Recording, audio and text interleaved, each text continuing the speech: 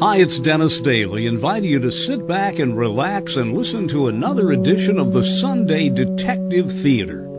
The history of detective shows on radio goes back to almost the very beginning. There were episodes of Sherlock Holmes, for example, as early as the 1920s. But as radio progressed and got better, the detectives became more sophisticated.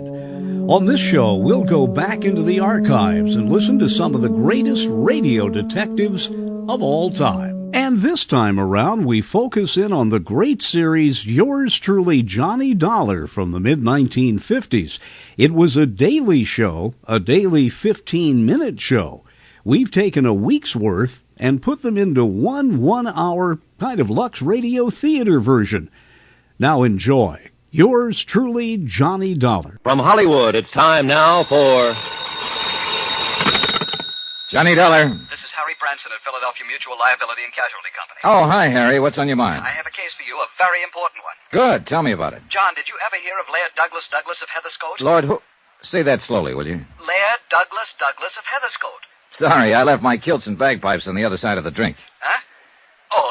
Yeah, feeling real sharp this morning. But what about this Laird Douglas something or other? Can you come down here to Philadelphia and see me?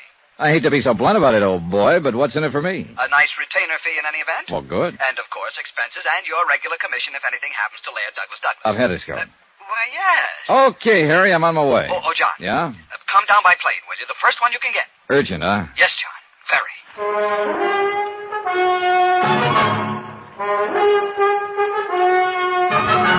Tonight, and every weekday night, Bob Bailey in the transcribed adventures of the man with the action-packed expense account, America's fabulous freelance insurance investigator... Yours truly, Johnny Dollar.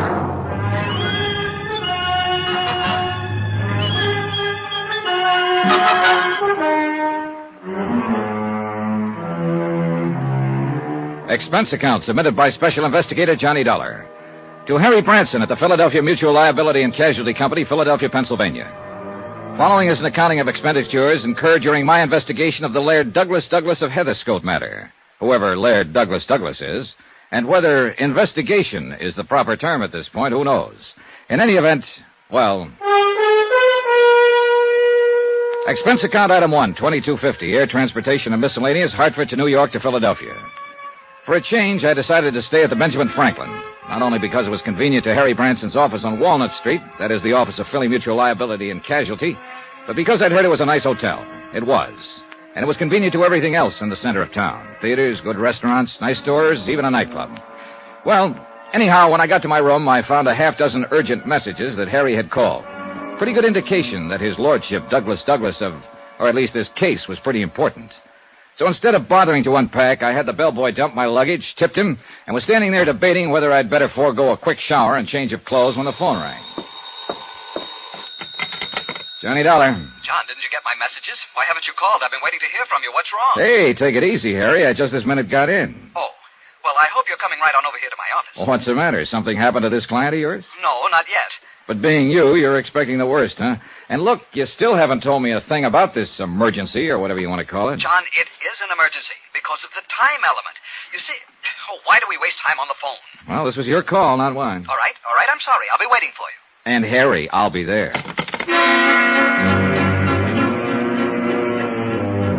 Still knowing nothing whatsoever about what was going on, I decided I'd better be prepared for anything. So I slipped the .38 Colt out of my bag and took it along. Expense account item 2, 65 cents, cab fare. I've said it before when I handled the Amerigo case for him. Harry Branson is a good insurance man, but a worrywart.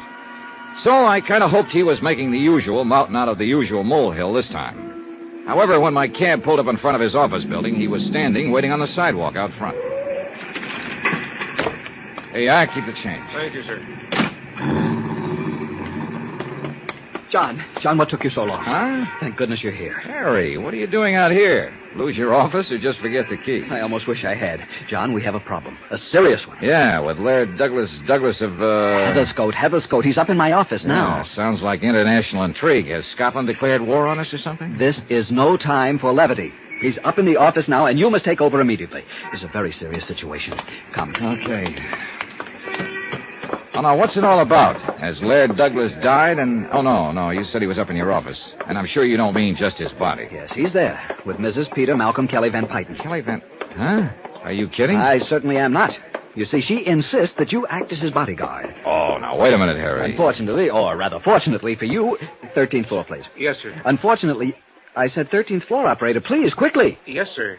So, Harry? And as I started to say, John, she is one of our biggest personal policy holders. Good. But hadn't we better get into your office and meet her? Oh, yes, but I want you to know about the personal premiums.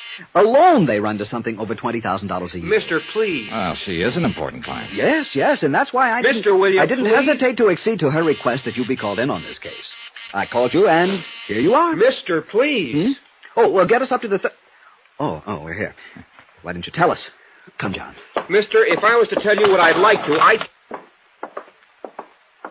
My office is right this way, John. Come, please. Hey, look, you better calm down, Harry, and give me the dope on this case right from the beginning. Yes, I'd better. All right. Mrs. Peter Malcolm Kelly Van Pyten is a very important client, has been for years. So you said. But there are a lot of things you haven't said, like, what has she got to do with this Laird Douglas character, and why is he so important? It's this way, John. The policy on him runs to $5,000. No double indemnity, which is good. As a matter of fact, the policy on him was purely a favor to Mrs. Kelly Van Pyten. You know, considering such short life expectancy and all. No, I don't know. Is he in his dotage or something? Well, hardly. Or are you being facetious again? But you said... Hey, how old is he? His birthday is next month, May 7th to be exact. He'll be 4 years old. 4? That's right. Short life expectancy? Of course. You see, John. Wait a minute. Some horrible disease or something, huh? What's the matter with him? John, you wanted this from the beginning, so I'll give it to you from the beginning. Okay, but Harry, If it hadn't been for Mrs. Van Pyten's own policies totaling something in the neighborhood of $500,000, more in fact, Harry. why, we'd never have written the one on Lord Douglas of Heatherscote. So, now we've cleared that up. Harry, we passed your office 3 or 4 doors ago. Oh, yes. Yeah. But as I'm sure you understand, I wanted to give you some of the background before you talk with Mrs. Van Pyten. After all, you asked for it. Yes, I guess I did. But what you've given me so far has landed me smack dab in the department of utter confusion. And I'm beginning to think maybe I have company. Oh, where? Who? Right here. You, Harry. Now look. Why don't we quietly stroll into your office and let me get the whole thing from Mrs. Kelly Van Pyten herself? Or better still, from Laird Douglas. But you couldn't. Of course not. What? At least not from him. Why not? John, will you please stop joking? Who's joking? This is serious business, very. Look, Harry. Yes? There is one thing I'd like to talk over before we go in to see him. Them, somebody. Yes? Well, apparently the life and or welfare of this Laird Douglas is in danger. Oh, no doubt about it. I thought I'd made that very clear to you. Yeah, well, you said you've written only a $5,000 policy on him. That's right, $5,000. And purely Yeah, as I know all about that. Now, look, I don't want to seem crass about it, Harry, but my commission, if anything were to happen to him, wouldn't amount to a hill of beans. Which is precisely why I told you you will be paid a retainer while you're on the case. A most generous A one. generous one? By you? By Mrs. Kelly Van Pyten. How much? Well, John, now mind you, this may not require your services for more than a week or so. As bodyguard, that is. How much? And, of course, she has authorized an expense account. Ah. But, mind you, John, not the usual kind that you seem to have the knack of piling up beyond all reason. Clearly, a completely honest, legitimate accounting... Harry, how much? Well, as a matter of cold fact, I have assured her that it will total no more than the amount of the retainer she is prepared to pay you.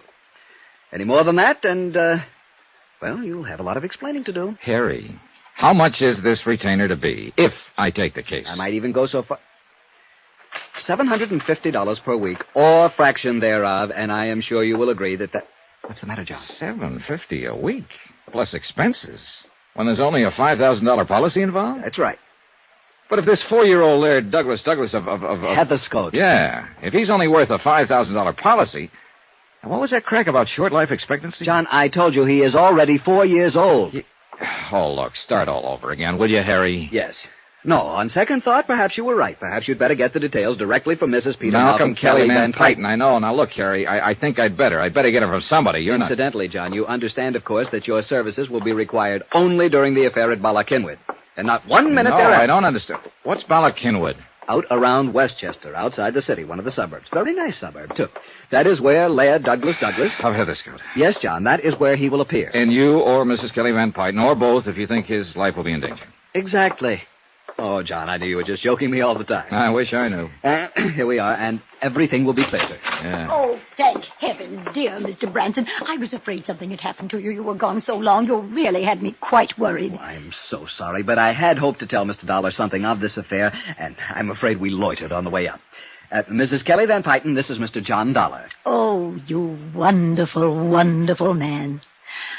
I'm so glad that you've agreed to take on this assignment. You see, Laird Douglas Douglas means everything to me, and I have the utmost confidence in you. I'm sure Laird Douglas will, too. Well, thank you very much. But where is he? Why, yes, Mrs. Van Pyten, what's happened to him? Oh, don't worry, my dear. He's all right. But after all, he is so temperamental. I fear he got a bit impatient waiting for you, and I know you'll forgive him. You will, won't you? Yes, of course, but where is he? He's asleep, Mr. Branson, in your inner office. He sat down in your chair and fell fast asleep. Oh, if I could only relax that way. But you must meet him, Mr. Dollar. Yes, I'd certainly like to. Of course you would, and I know he'll want to meet you. Gently now. Oh, good, he's awake. Oh, no. That's Laird... Laird Douglas Douglas of Heatherscote. This is Mr. Johnny Dollar. Hey! Oh, John! Hey!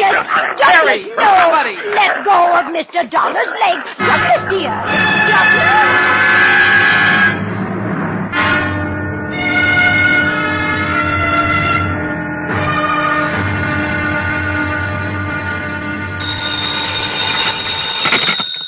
Johnny Dollar.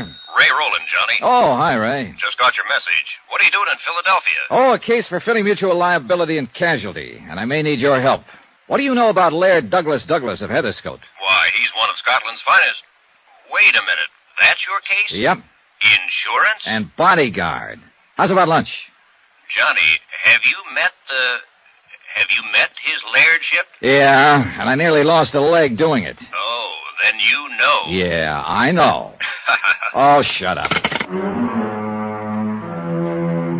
Expense account submitted by Special Investigator Johnny Dollar to the Philadelphia Mutual Liability and Casualty Company in connection with my investigation, or rather my involvement in the Laird Douglas Douglas of Heatherscote matter. And I wish I'd had some idea of what I was getting into before I ever left Hartford. But it's too late now. Expense account item 3, $39.50. One pair of slacks. For within a few minutes of my arrival in Philadelphia, Harry Branson of Philly Mutual buttonholed me and dragged me up to his office to meet two important clients he had. First was Mrs. Peter Malcolm Kelly Van Pyten. Oh, you wonderful, wonderful man. I am so glad that you've agreed to take on this assignment. Laird Douglas Douglas means everything to me, and I have the utmost confidence in you. I'm sure Laird Douglas will, too. And then came, well, Mrs. Van Pyten made the introduction.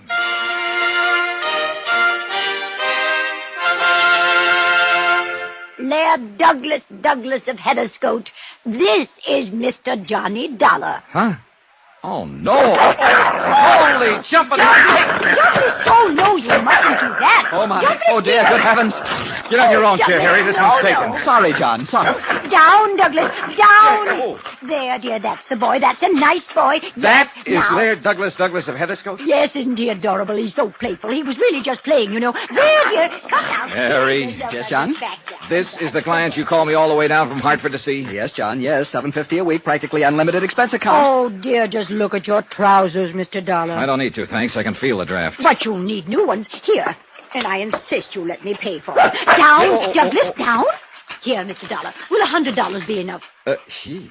No, here, 150. I can see those were very, very nice. Well, See what I mean, John? Here, please, now I insist you take it. And if it isn't No, enough... no, thanks. That's plenty. But now, Harry, you listen to me. John, I know what you're going to say, but as I explained to you on the way up You here to my explained office... plenty, but not nearly enough. But I tried. I really tried. I think you Boys. and I had better have a quiet little talk, Harry, and the sooner the better. Oh, boys, please, can't you do that another time? Please come down from those chairs so Mr. Dollar can meet Douglas and we can make all the arrangements. Please? Mrs. Van Pyten, that's precisely what I want to talk about. You really look very funny up there. And see, Douglas does want so much to be friends with you. You sure it isn't a piece of my leg he wants? Oh, no, of course not. Here, Mr. Dollar, just give him one of these biscuits. I have them specially baked for him, and he'll be your friend for life. Really? Huh? Here, now just come down and hand it to him. Well- He'll love you. It's true, John, I know. Yeah? Then what are you doing up on that chair? I forgot, that's all. Nice, Douglas. Huh? Please, Mr. Dollar. Well, all I hope is he doesn't forget. That's right. Just hand it to And him. then he knows which is biscuit and which is my hand. Here, boy. Here, boy. Now, take it easy, take it easy. Oh! There, you see. Now he's your friend, Well. isn't that sweet? Yeah, it sure is. Well, I'd better get back to my hotel and change, and Harry, I'll call you. Oh, but we haven't made the definite arrangements yet, and I want you staying out at our place in Germantown, the Maples. It's a lovely little place, Mr. Dollar. Well, much as I hate to say it, I'm not quite sure about taking oh, this I case. know. The money. Well, don't you worry about it. Not at all, not one bit. If you'd rather have $1,000 a week, that's what we'll make it. Oh, and look! Douglas dear is licking your hand. I knew he'd like you.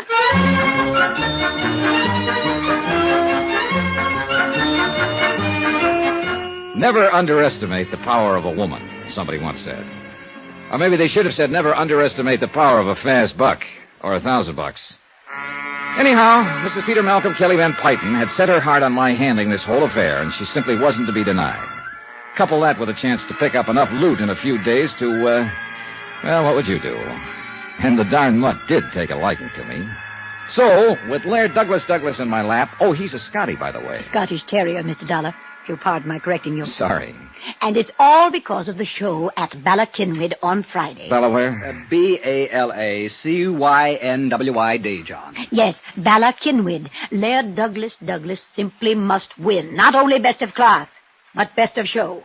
And he will if somebody doesn't interfere. Oh, you think somebody might do something to Douglas? I'm sure of it, because it's been tried before.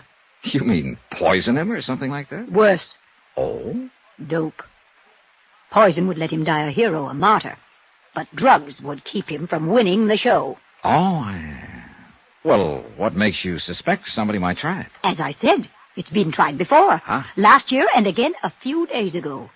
And if Harrison R. Kenworthy thinks he can do it again, he's mistaken. Then you know who did it before. I refuse to divulge any names. But you just said... Mr. Dollar, I will not tell you. All I ask is that you watch over Laird Douglas until he has won the show. Oh, and if he does win, as I'm sure he will, I'll insist that you accept a nice bonus, so you can see I'm very, very serious. And so it went on for another half hour or so, and finally she left, after I promised to pick up my bags at the hotel and move out to her joint in fashionable Germantown. I talked a few minutes longer with Harry Branson. I'm so glad you've agreed to take this on, John. As I told you, Mrs. Van Pyton is the most important individual policyholder we have, and doing this favor for us... Harry, it's not the Mutt Show at Ballakinwyd or Laird Douglas or Mrs. Kelly Van Pyton or you I'm doing this for. It's purely love of the green stuff. Whew.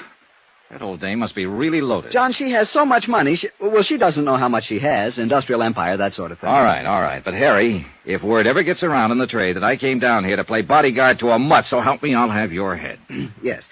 But now hadn't you better go on out to the Maples? Well, first I want to know about this Harrison R. Kenworthy she mentioned. Oh, that. Yeah, that. She accused him of doping up her Scotty. Well, she really doesn't know, and it's really quite complicated. How do you mean? Kenworthy owns a beautiful Kerry Blue Terrier, Lady O'Diddy's Rollomar Maine. Lady, holy cats, and no pun. Why can't they give an honest dog an honest name? Look, we'll call her Mimi.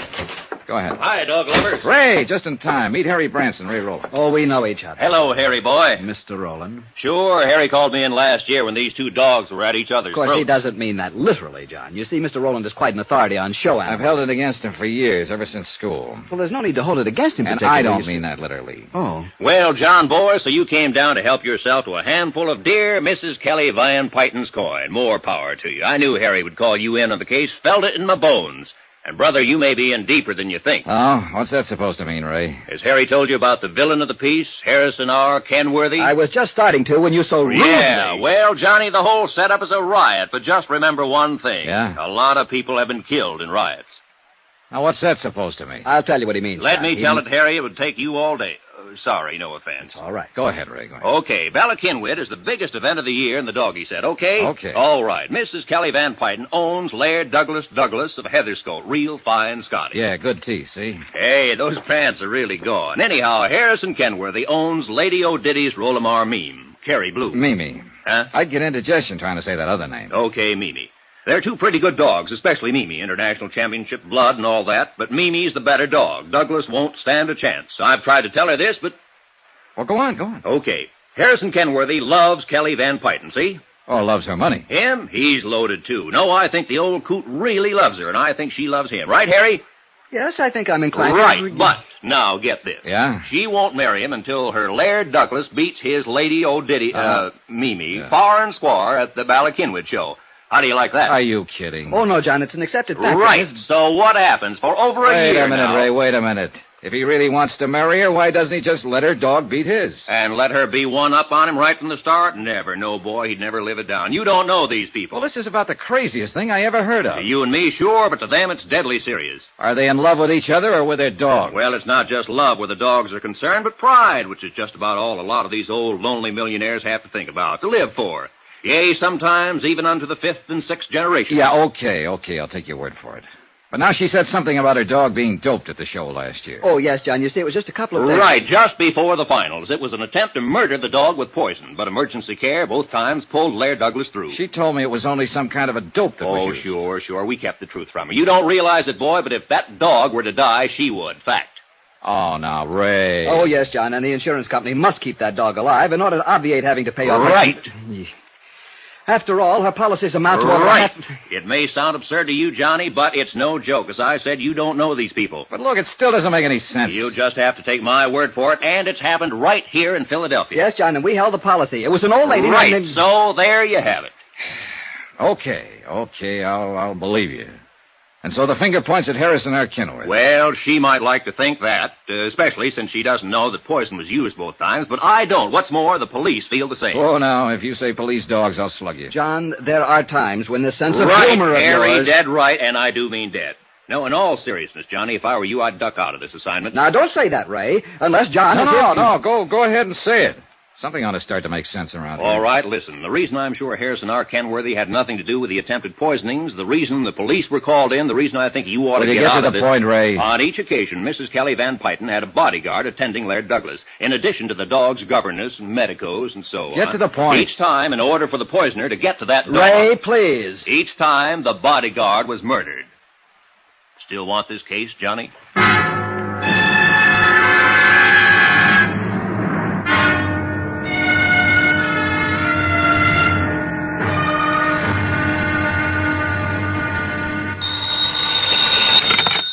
Johnny Dollar. Lieutenant Steve Howard, homicide. I found word to call you there at your hotel. Right. I'm an insurance investigator, Lieutenant, and... Yeah, I've heard of you.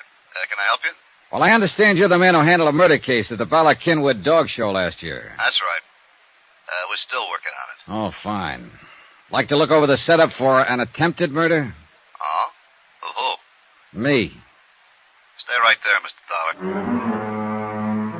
Dollar. Expense account submitted by Special Investigator Johnny Dollar to the Philadelphia Mutual Liability and Casualty Company. Following is an accounting of expenditures incurred during my investigation of the Laird Douglas of Heatherscote matter. And at this point, that name is no joke. Expense account item 3, 70 cents cab fare from the office of Harry Branson to my hotel.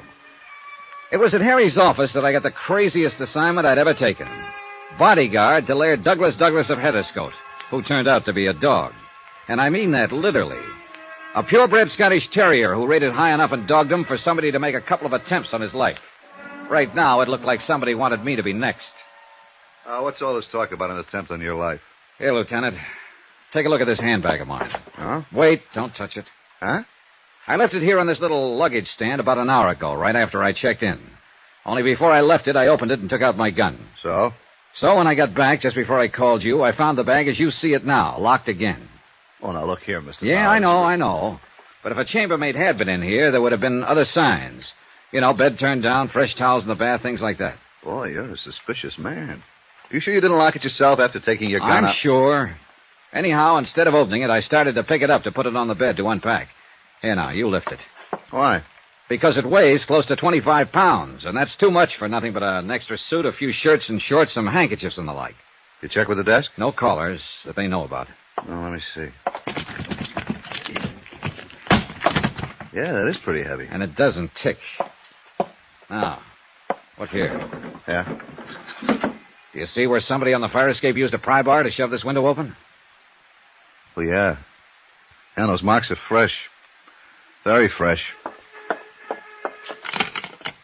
Operator, get me Central Police.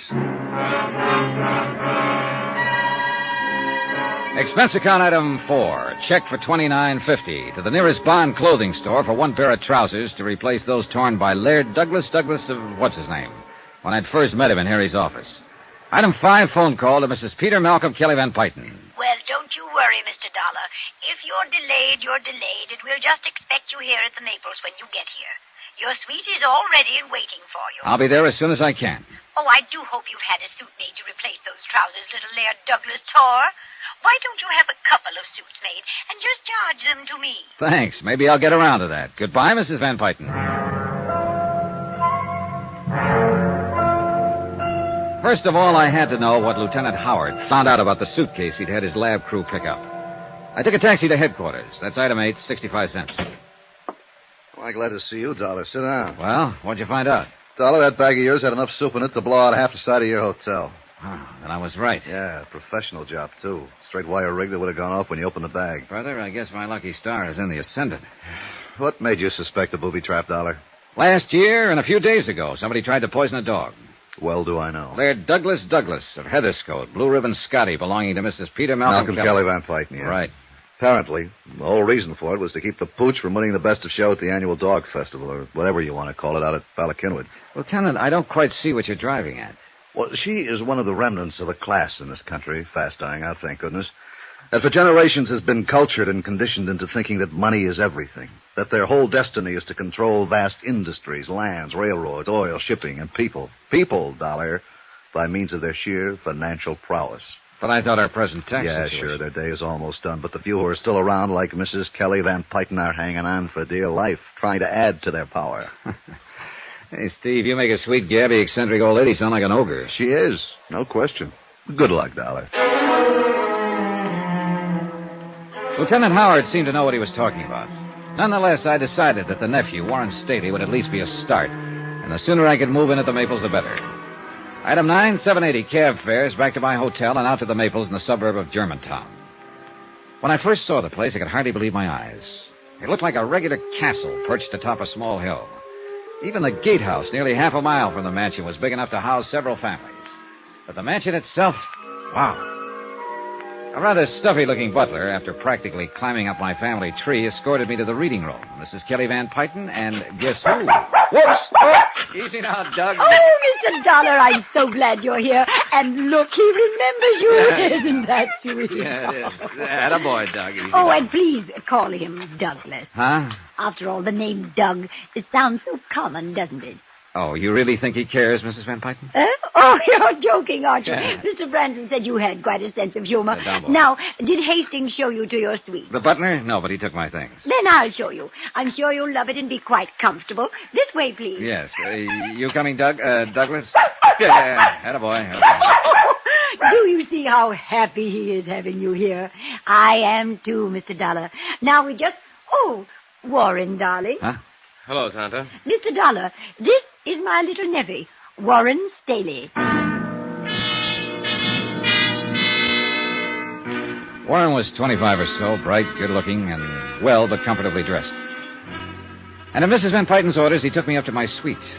Living room, study, breakfast room, bath, and bedroom. And it still occupied only a small part of the second floor. Now, here next to you are Dougie's rooms. Wow. One for sleeping and one for eating. Can you tie that? The dining room for a dog. And through that door is Mademoiselle Poirot, his governess. She feeds and bathes him. And that's a full-time job? Oh, sure. Most pampered dog in the country. Brother, I'll go with you on that. No doubt Tonto will ask you to keep this connecting door open at night. Hey, sit down a minute, Warren. I'd like to talk to you. Sure. I hope you're impressed by all this. Are you kidding? And Tonto will love you dearly. Say, would you like a drink? There's a cellarette here for your convenience. Holy. Sure, scotch and soda. Good. Rather foolish, though, isn't it? All of it? What do you mean? Oh, it's such nonsense to keep up an estate like this, just to keep face, so to speak. Well, she can afford it, can't she? Are you kidding? You sound as though you don't enjoy this life of luxury. Yeah, here's your drink. Enforced luxury to keep up the honor of the family. And I resent it. Oh? Without ever having to lift a finger, do an honest day's work. When she's gone, I'll be one of the wealthiest men in the country. That's bad, huh? Do you think it's strange that a fellow would like to stand on his own feet for a change, make something of himself, by himself? Well, why not just pack up and leave? You don't know Tonto. No, I guess I don't. Oh, it's really more than that. I'm the only member of this family left, aside from Tonto. So I understand. I'm the only one left to carry on the Van Pyten empire. Now, drink up. Wait a minute. Branson used that term, too. Yes, empire. Not only enough security to sink a battleship, but controlling rights in steel, utilities, and most important of all, Eastmoreland oil. I see. And what's most important about that is that I'll survive to keep control of Eastmoreland from Kenworthy. Harrison R. Kenworthy. Yeah? There's been a battle over Eastmoreland oil for generations between the Van Pytens and the Kenworthys. Say, tell me, does Kenworthy have any heirs? One, his son, Ronald. I see. What sort of a fellow was he? Good friend of mine. We waste a lot of our time together. Drink up, Mr. Dollar. I'm ready for another, and you haven't even touched yours. Yeah, well, listen. I'm going to lay some cards on the table. Shoot. Somebody's been trying to get at Laird Douglas, the dog, presumably as a way of getting at your aunt. It's true. If anything would have happened to little Dougie... Okay. I'll take your word for it. Now, because of the intense rivalry between your aunt and Kenworthy, or rather between Laird Douglas and his pup, Lady O'Diddy's Mimi, or whatever her name is, anyway, Kenworthy should be number one suspect. When you know him, you'll cross him off your list. So Lieutenant Howard has told me. But, go on. All right. As sole beneficiary of the Van Pyten Empire, as you call it, you come in as fast number 2 on the list. I can understand that. But unless everything you've told me is a fancy fairy tale to throw me off, then... Everything I've told you is true, Mr. Dollar. What's the matter with you? Nothing. Go on. Okay. And mind you, Warren, I'm not forgetting for a minute that there's been a couple of murders involved in this whole screwy business, plus an attempt on my own life. Attempt on your... Dollar? Hey, what gives you... Are you plastering on a little over one drink? No, listen to me. I know. Now I know, and I can tell you, Dollar. Tell me what? The answer, the whole thing. Dollar! Warren, what's the matter with you? I can't breathe. Hey, Warren. Drink. Meant for you. Don't touch... He died without another sound. I carefully sniffed the drink that had been poured for me, gingerly tasted it. Nothing that I could spot. Yeah, poor Warren had probably been right. Whatever it was had no doubt been meant for me.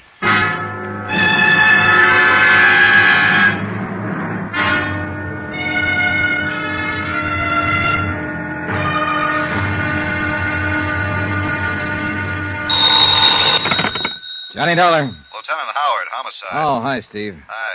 As you know, I've given orders for you to be confined to your suite out there at the Maples until I can get some of the lap crew out there.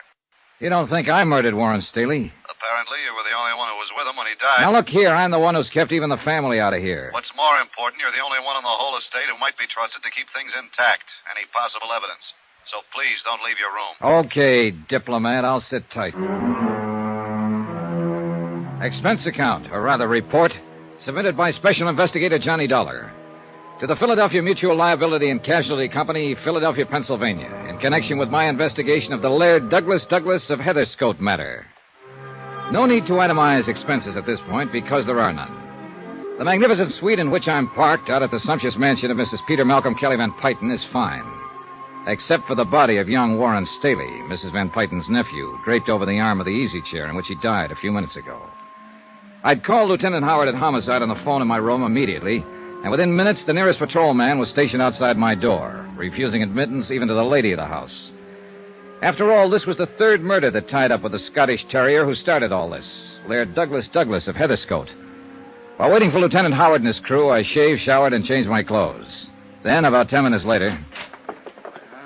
Well, Dollar? Yeah, Lieutenant. See what you mean. Yeah. He seemed like a nice kid, too. It's all yours, Doctor. Go right ahead. Very well, Lieutenant. Here, Paul, just sit. Okay, for pictures, Lieutenant? Yeah, go right ahead, Okay, Sergeant. excuse me, Doc. Hey, before you get started... Okay, Dollar, let's have it. What happened? Well, Warren brought me up here himself, and I sat him down to ask him some questions. You suspected him, didn't you? In spite of what I told you. Sure. As sole beneficiary of the Van Pyten estate, empire, as he called it. Yeah, well, what do you think now? But you were right, that he was clean. Anyhow. My poor darling Warren, where is he? No, take your hands off me. My boy Just a minute, is Mrs. dead. Van Pyken. No, you can't keep me out. This is my own house, and this is my own nephew, I'm my sorry, boy. but you'll have to wait until we can get everything clear. This terrible, Look, terrible Mrs. Van thing. Pyken, if you'll just wait until we finish. Just a minute, Lieutenant. Hey, whoa, young fella, hold on a minute. Who are you? Johnny Dollar, who are you? Ronald Kenworthy, his best friend. What happened to him? He was poisoned. Poisoned? And where were you? How could a thing like this happen if you were doing what... Ronnie, just calm down a minute. How long have you been here in the house? Why, half, 3/4 of an hour, something like that. But I don't see... Where were you? Well, I was down in the reading room with Mrs. Van Pyten. All the time? Well, and out in the garden. Alone? Yes, except for a few minutes while I talked to Hastings, the butler, out there. What were you doing in the garden? I was on my way up here by the back way to see Warren. I've always used the back staircase from the garden, ever since we were kids together. This suite of rooms used to be our playroom, ever since I can remember. All right. Go on with what you were saying. Well, then about that time, or a few minutes later, I don't know exactly, I heard the police car come screaming up the driveway. That was the first that any of us, Mrs. Van Pyten or Hastings or I, that any of us knew that something was wrong, that something had happened to Warren. But now look here, Mr. Dollar, All right, I don't... Kenworthy, you two. What? You'll have to leave with Mrs. Van Pyten until we're through in here. Oh, please, Ronald, help me. Well, me. but I... Go ahead, Ronnie, go ahead. All right. Oh, come on, you poor old dear. Poor old dame. Sorry for her. You finding anything, Doc? Yes, I think so. I certainly think so. Be with you in a minute. All right. You better go on with what you were saying, Dollar. Well, not much more to say, Lieutenant. Warren felt the same way you do, that Branson at the insurance company does. If anything happened to the dog, Laird Douglas, it'd be the end of Mrs. Van Pyten. That the murders of the dog's handlers, caretakers, were purely incidental to attempts on the dog's life. But what? Well, he apparently was as concerned over this whole thing as we've been. Said he had a very strong theory about who might be back of all this. Who, did he tell you? He was about to when this, whatever it was, hit him. Well, I'll tell you what it was, Lieutenant. Yeah, Doc? Oh, this is Mr. Dollar. Oh, yeah, Mr. Doc. Dollar. Norfolk acid. Same thing that killed the two dog handlers and was used on the dog itself. I can tell without further examination. Wait a minute, Doc. Wait a minute. If the dog got the same thing that killed a couple of grown men... A dog with a much more sensitive stomach, unused to all the strong food and drinks the human stomach is constantly abused with, a dog would immediately regurgitate. Well, the one he poured from was half empty. This is nearly full. Hey, now, what's the matter with you boys? You let somebody switch bottles a minute ago. Now, wait a minute. Nobody else came in here besides Mrs. Van Pyten and young Kenworthy? Hastings, the butler, but he just stood in the doorway. That's right, Lieutenant. Yet somehow, between the time Warren Staley poured those drinks and now, somebody switched bottles. Unless you're wrong about this, Dollar. No sign of the poison in this one, Lieutenant. It's the only Scotch bottle. You've been here in the room all this time, Dollar? Yeah, sure. And in the bath, I shaved and showered and dressed while waiting for you to get here.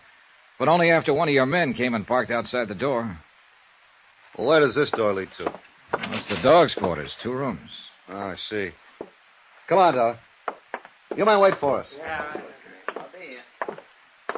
What about that door beyond? Oh, that. Mademoiselle Poirot, the dog's governess. Well, where was she? How should I know? I didn't even meet her. Wait! Ah, the Folies Bergère. Yeah, I guess I should have knocked. Who are you? Why you come in this way when I'm dressed myself? Sorry, mademoiselle. We're the police. Police? What have I done that you should see me this way? Well, nothing, ma'am, nothing. But how long have you been there in your room? Only 2 minutes.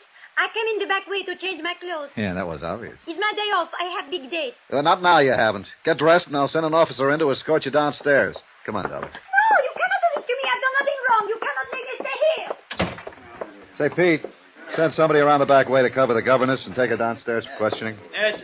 Hey, Ransom. Yo. And Johnny, looks like you goofed. Hmm? While you were showering, somebody came in through her room, through the dog's quarters, and did the bottle switch on us. Oh, well, then we're even. Yeah, we're... What? You have very carefully mussed up any fingerprints that might have been on those doorknobs. Oh. Jerry, see if you can get any prints off those doorknobs back there. Right. If I haven't wrecked them. But, Johnny, if I didn't know about you and your reputation, I'd peg this on you so fast, you'd... You haven't been holding out on me, have you? I assured him that I hadn't, then went downstairs to the monstrous living room and sat in while we went through a routine questioning of everyone in the household. I even went through the motions of bodyguarding the dog that had started all this and tried to console Mrs. Van Pyton. Results of the questioning? Nothing, Dollar, nothing. No leads. Yeah, so I noticed. The two previous murders of the dog's caretakers or bodyguards, whatever you want to call them. Yeah, well, same poison was used then. In their food as well as the dog's. But why? Why, Steve? Why? Why they? To keep them from helping Laird Douglas when it hit him? Well, more likely because those handlers had got wind of the attempt to poison the dog and suspected who was trying to do it. Yeah, that makes sense. Yeah. So there's one thing you're overlooking, Dollar. What's that? The intended victim of this last poisoning was not Warren Staley, but you. Oh, brother, I'm not overlooking that for 1 second. Yeah, and that's why I asked you if you were holding out anything on me. Because it would indicate that you have a lead. Or at least suspicion about someone. Sure. I got a lot of suspicions. Ronald Kenworthy, his old man, the butler, heaven help us, even Mrs. Van Pyton. Maybe even you, Steve. But when it comes to evidence... Yeah, I know what you mean. Well, I've got work to do.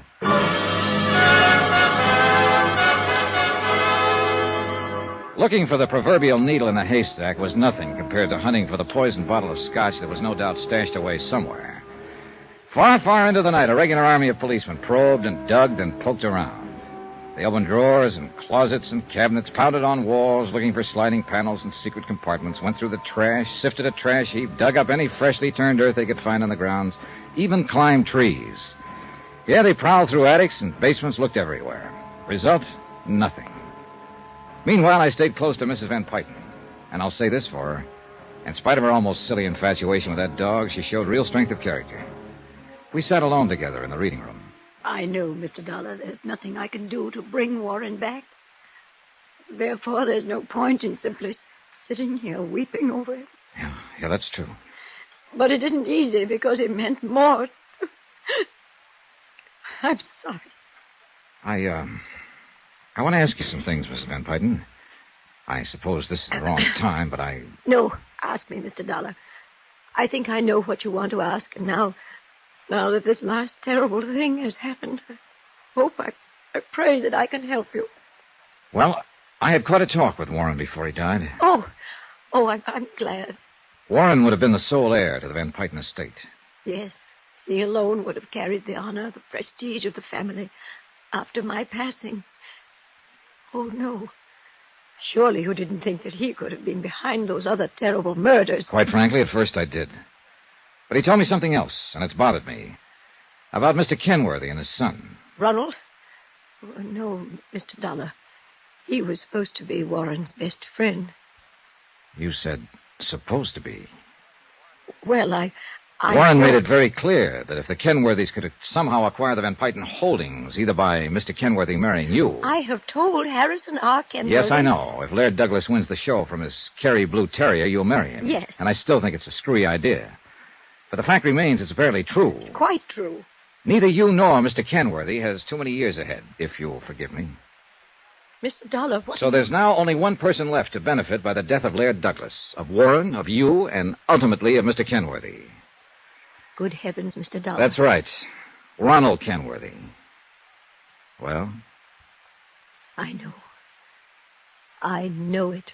I think you've said enough, Mr. Dollar. Ronald. Yes, I heard it all. Mr. Dollar, I think you've said too much for, shall we say, your health.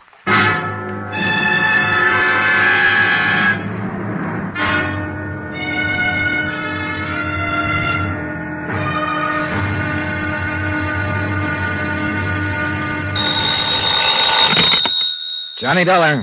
Ronald Kenworthy, Mr. Dollar. Good. I want to talk to you. Are you at your home? I am.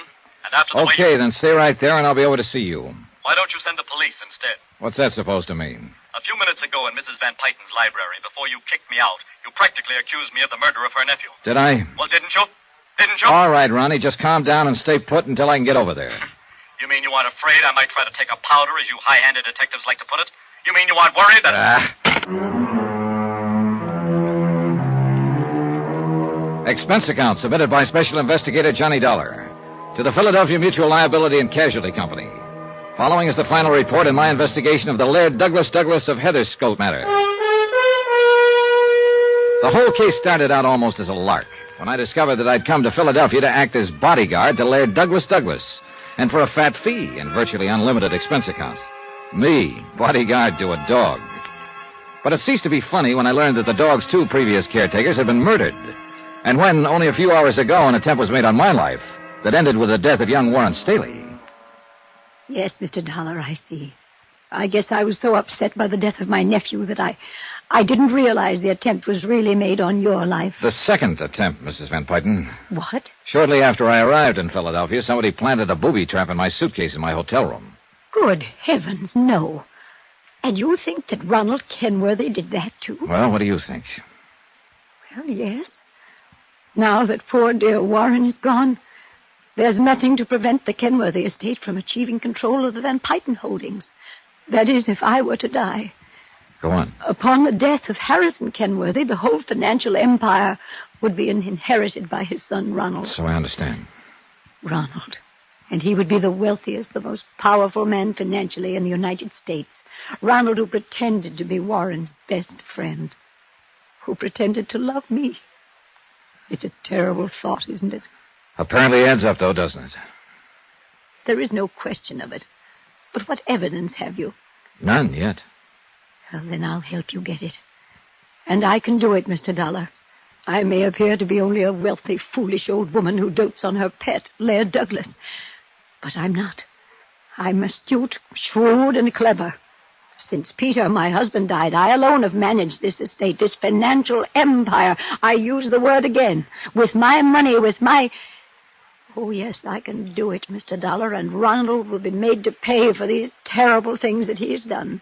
I admire your confidence. Nothing. No one can stand in my way. You'll see. I'm only sorry that a few minutes ago you didn't keep him here, make him face it. I'm going to see him now. Oh, where? At his home. I understand the estate adjoins this one. Yes. But please, look out for him. Shoot first, Mr. Dollar. What? Because now he may act like the cornered rat that he is. I decided to walk across to the Kenworthy estate in the hope the fresh air would help clear my thoughts. Mr.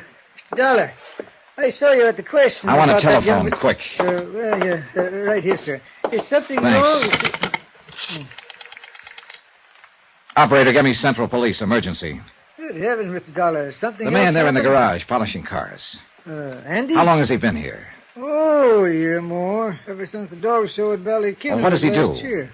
Oh, the driving for Mrs. Van Pyten, but something going Hello? on. Give me Lieutenant Howard, homicide.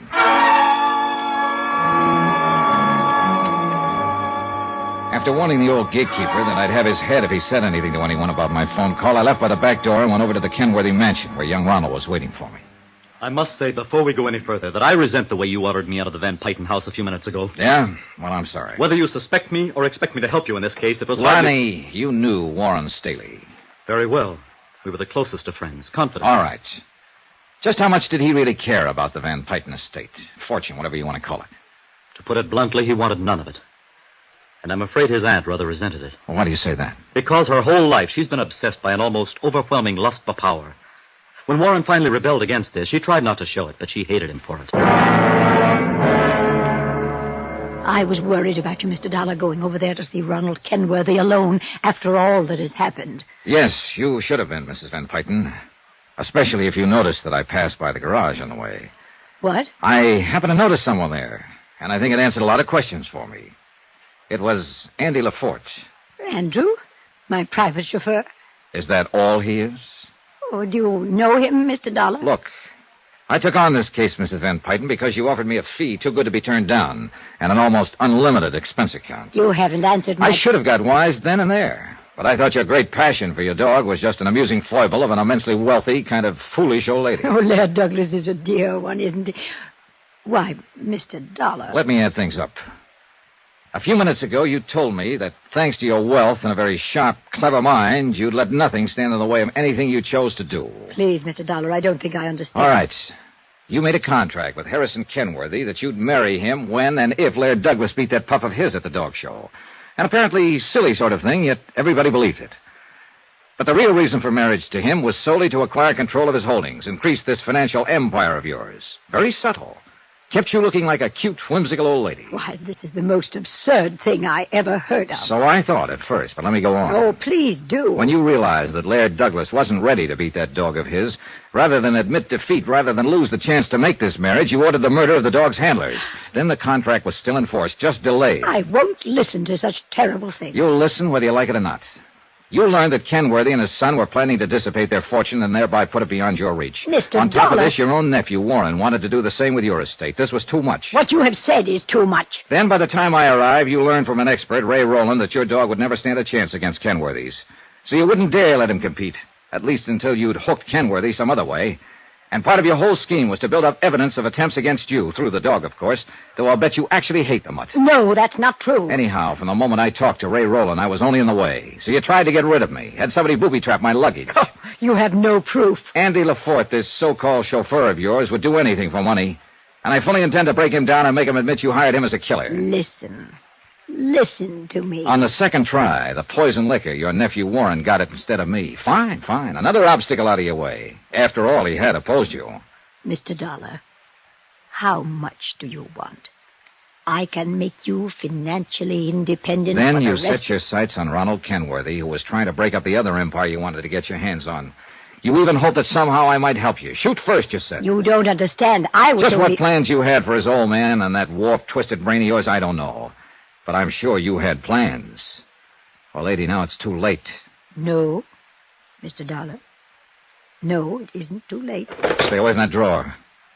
You'd even shoot somebody down with your own hand if you thought it necessary, wouldn't you? But it isn't necessary, Mr. Dollar. Huh? Are you sure it wouldn't be easier if I were just to give you, say, $100,000 and $200,000? All right, Andrew. Right here, Mrs. Van Pyten. Well. Hello, Andy. Got a license for that thing? Shut up. Want me to do it now, Mrs. Van? Yes, Andrew. What if the servants hit a shot? Hold it, Donna. Don't worry, Andrew. I'll take care of things. Haven't I always for you? Yeah. Yeah, sure. She'll take care of things. While you're pulling that trigger, she'll blast you down so fast you won't know what hit you. Make it look like we killed each other and leave her in the clear. Quiet. She's got a gun in that drawer beside her, and she'll use it. You hear me, Andy? I say quiet. What you don't know is that she can't do without me. But we can do without you. All right, Andy, wait now. Listen, will you? Now, Mrs. Van. All right, Andrew. Now. Thanks, Lieutenant. Oh, Lieutenant. Then you saw. He was going to shoot down Mr. Dollar. Yes, I Oh, heard, yes. too, Mrs. Van Pyten. Plenty. Oh, no, you don't understand. Mr. Dollar had come up here to talk to me. I wanted to offer him a great deal more money for his work for me. I guess Didn't I almost Mr. didn't make Dollar? it. More Glad money, you keep I talking said. to him so Then long. this Got a madman cough drop? with the gun Is this came Buddy in. the Andrew He LaForge? wild Oh, and shut up. What was that? You heard him. I beg your pardon. Clever, shrewd, astute. You're just off your rocker. You'd have to be, I guess, to start a thing like this in the first place. Well, I guess by the time the estate and inheritance laws get properly applied, the Van Pyten empire will be spread around the way Warren wanted it. Expense account item 10, $28.90, fare and incidentals back to Hartford. Total, including fees, $1,113.40. Remarks? I'm glad I'm poor. Yours truly, Johnny Dollar. Yours truly, Johnny Dollar, starring Bob Bailey, is transcribed in Hollywood. It is produced and directed by Jack Johnstone, who also wrote this week's story. Heard in our cast were Jeanette Nolan, Harry Bartell, Byron Kane, Jack Crucian, Bill James, James McCallion, Ken Christie, Dick Ryan, Bert Holland, Jack Edwards, and Hy Averback. Roy Rowan speaking.